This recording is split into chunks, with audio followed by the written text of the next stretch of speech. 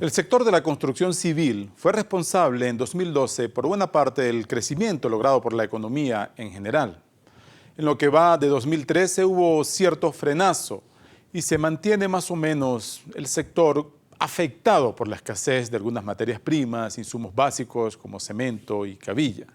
Lo cierto es que el sector inmobiliario, al que mucha gente apuesta cuando quiere invertir, buscar asegurarse una previsión para su capital o inclusive una nueva vivienda para mudarse y dejar de vivir con la suegra, por ejemplo, es todo un problema. Pese a los esfuerzos oficiales por emprender la llamada Gran Misión Vivienda a Venezuela y proveer de unidades habitacionales a las familias más necesitadas, también pese a algunos proyectos, algunas iniciativas particulares de constructores del sector privado, todavía prevalece en el país un déficit de aproximadamente 3 millones de viviendas. Eso sin contar el crecimiento vegetativo de la población que suma nuevas familias a esta necesidad. Para hablar un poco de este escenario hemos entrevistado a Aquiles Martini, él es presidente de la Cámara Inmobiliaria de Venezuela y junto con Cadena Capriles llevan a cabo esta semana un foro muy importante para analizar la naturaleza actual del sector. Adelante. El sector inmobiliario realmente se ha visto muy afectado por muchísimas razones. La primera razón es una cuestión que tiene que ver con la percepción que tienen los propietarios de vivienda en términos de la valorización de su vivienda. Y bueno, ante la inflación que estamos viendo en Venezuela, la devaluación que estamos viendo, hay una distorsión importante en los precios, puesto que la vivienda es el patrimonio más importante de la familia venezolana y para poder sustituir una vivienda por otra, llámese por crecimiento, por simplemente posibilidades de moverse, de mudarse de un lugar a otro, pues la vivienda tiende a subir de precio en ese ámbito y hoy en día los precios están bastante distorsionados. En el ámbito legal, pues también hay muchos problemas porque vemos cómo el sector privado de la economía venezolana ha sido de alguna manera coartado en términos de lo que es la promoción de viviendas. Hoy en día las viviendas que se están construyendo son las viviendas que se construyen para la misión vivienda, las viviendas que se están construyendo para el programa de 0800 Mi Hogar.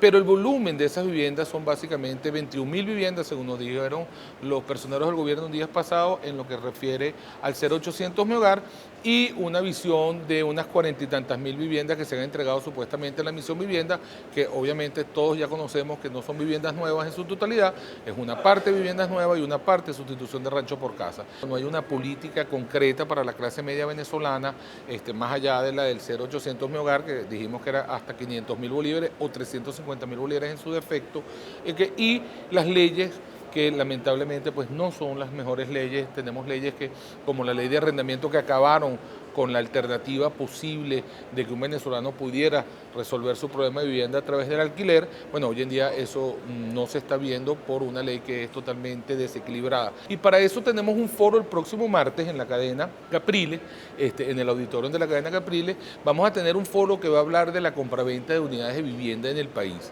Vamos a tener la parte de lo que significa la valorización de estas viviendas, cómo ha afectado el precio, cómo afecta la devaluación, cómo afecta la inflación, cómo afecta esto en la materia prima, porque se quiere sacar a la vivienda del contexto económico y no es posible.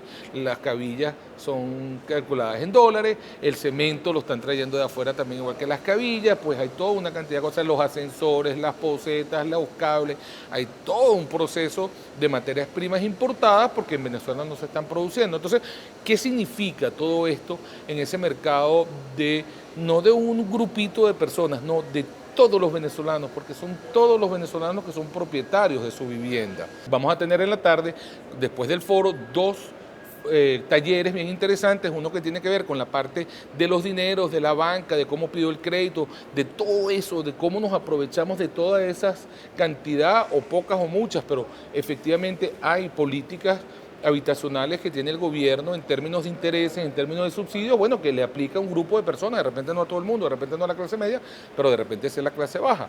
Y por el otro lado vamos a tener otro taller en paralelo, que es todo lo que tiene que ver la parte legal, todo lo que tiene que ser los contratos, cómo me protejo, cómo hago, cuál es la mejor manera de evitar que me estafen, porque no se confunda, no es que los inmobiliarios somos estafadores, es que hay estafadores de oficio allá afuera que son capaces de estafarlos no solo con apartamentos, sino con carros chinos y con carros no chinos. este foro es para ti, amigo venezolano, es para ti, amigo corredor, es para ti, amigo interesado en ver cómo solucionas tu problema de la vivienda, porque definitivamente hay que comprar su vivienda.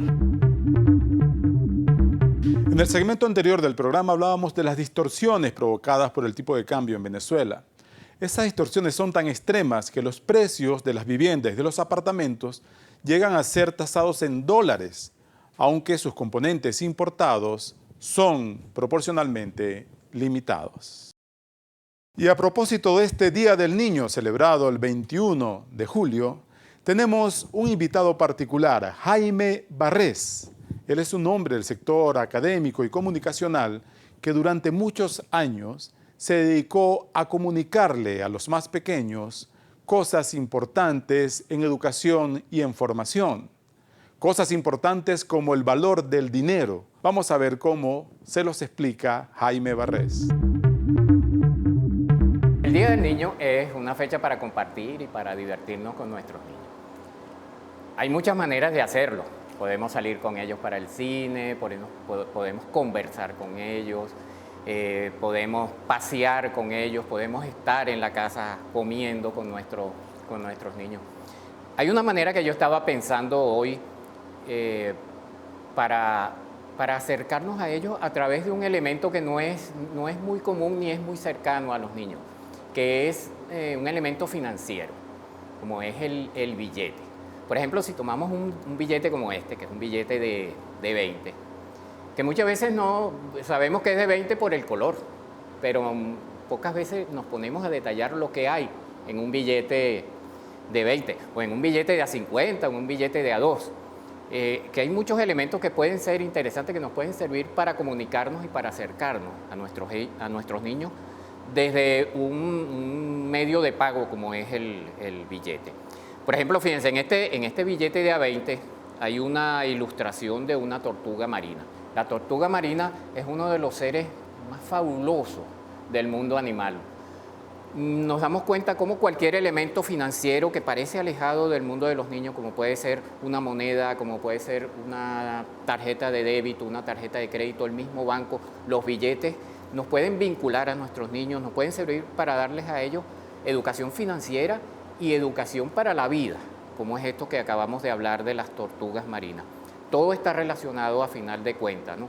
Es importante vincular a nuestros niños con el dinero, con las transacciones financieras, porque cuando ellos van con nosotros al abasto, al mercado, cuando nos acompañan a comprar cosas, cuando nos ven que regateamos, por ejemplo, cuando ven que nos ponemos incómodos porque no nos alcanza el dinero, ahí ellos también están percibiendo lo que es la inflación, por ejemplo, o lo que es una transacción comercial, o lo que es el valor del dinero mismo, el cual ellos mismos también utilizan cuando compran en la cantina del colegio.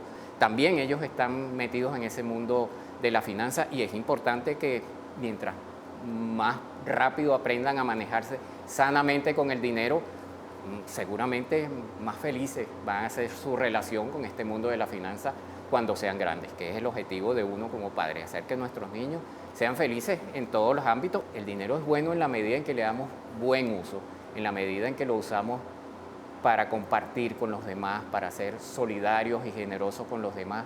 Yo creo que eso es una enseñanza importante financiera que le podemos dar a nuestros niños. Como el abecedario, la educación financiera debería comenzar en las escuelas y en el hogar, porque esto ayudará a formar personas más capaces de planificar su futuro, de aprovechar los recursos escasos y de invertir más en educación.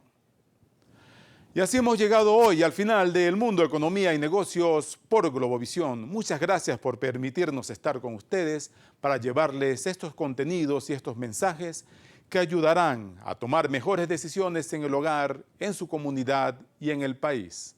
Porque recuerden, la economía es un asunto personal. Hasta pronto.